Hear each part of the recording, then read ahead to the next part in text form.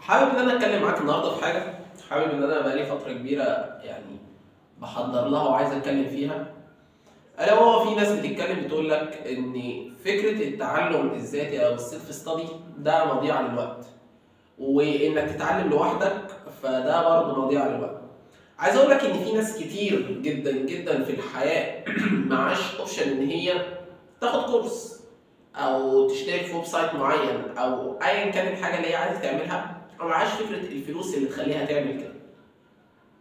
عشان كده بتتجه لفكره السيلف ستادي او التعلم الذاتي، وان هي بتاخد مثلا كورسات على يوتيوب او تيك توك او انستجرام ايا كان المنصه اللي هتستفاد منها فهي بتتعلم منها.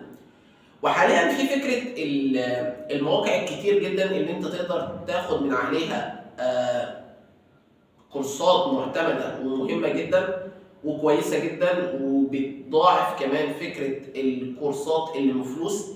ففكره انك دلوقتي تتعلم ذاتي عادي، اصبح الموضوع سهل مش صعب. لكن اللي بيجي يقول لك كده زي مثلا لما يجي يقول لك واحد انا بدخل مليون جنيه في السنه او 4 مليون جنيه في السنه او مليون دولار في السنه، ولو عايز تشترك اشترك في الكورس بتاعي ابو 500 دولار. فالموضوع اصبح ان هي سبوبه. يعني انت واحد بتدخل مليون دولار عايز ال 500 دولار بتوعي ليه؟ فاصبح ده الموضوع بقى سبوبه.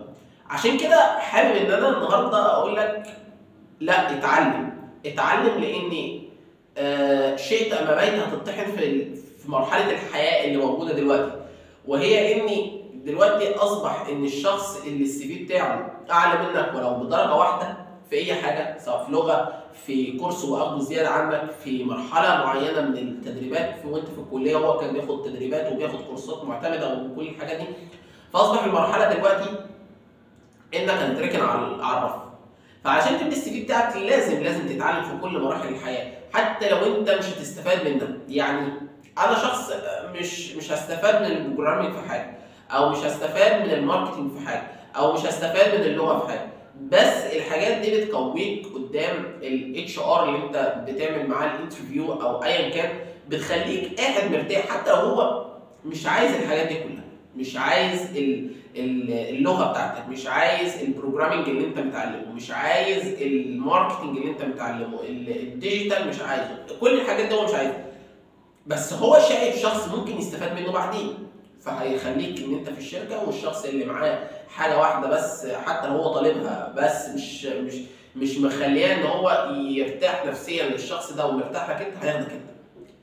فدلوقتي اليوتيوب مليان فيديوهات ومليان بلاي ليست لكل الحاجات اللي انت عايز تخش على اي شانل او اي موقع دلوقتي موجود على جوجل بلاي او متجر بلاي او ابل ستور، او كل المتاجر دي موجوده دلوقتي عليها ابلكيشنز ممكن تخليك توصل لمرحله كبيره جدا من الطلاقه في اللغه. كذلك يوتيوب عليه كميه فيديوهات لاي حاجه انت بس لو كتبت في الريسيرش بتاع اليوتيوب او ايا كان هيطلع لك كميه فيديوز كبيره جدا للحاجه اللي انت عايزها. لو دخلت على جوجل بلاي مثلا او جوجل نفسه وكتبت مثلا ويب سايت اللي مش عارف ايه، هيطلع لك 50,000 سايت ممكن تتعلم من عليهم. والحاجات دي كلها خلي بالك حتى لو هي مش معتمده، لكن بقدر كبير ان انت تقدر تستفاد منها، وبعد كده تروح تمتحن في ايه مع المعتمد، سواء في لغه، في البروجرامينج ممكن تاخد كورس، ممكن قصدي تمتحن في حته معتمده. فاصبح في رفاهيه ان انت تتعلم او مش تتعلم دي بتاعتك انت. كل الحياه دلوقتي موجوده ان انت ممكن تتعلم منها حاجه.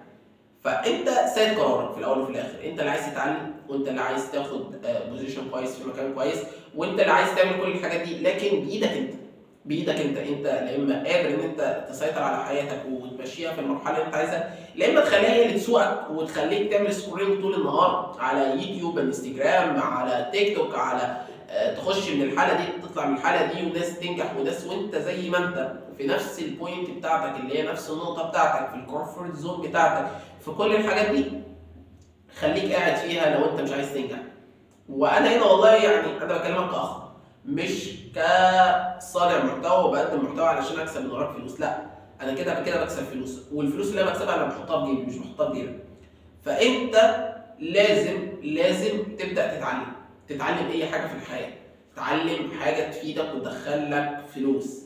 فده اللي انا كنت عايز اقوله لك النهارده، ان السيلف ستادي او التعلم الذاتي جايز ان انت تحس بتعب في الاول، لكن هو عادي، وانك ممكن تتعلم اي حاجه، وعادي كمان الشخص اللي بياخد كورسات. فبس ده اللي انا كنت حابب اقوله لك النهارده. فلو عجبك الفيديوهات اللي زي كده ما تنساش انك تعمل سبسكرايب في القناه ولايك وكومنتس تحت، وقول لي انت عايز اتكلم ايه الفيديو الجاي. سلام.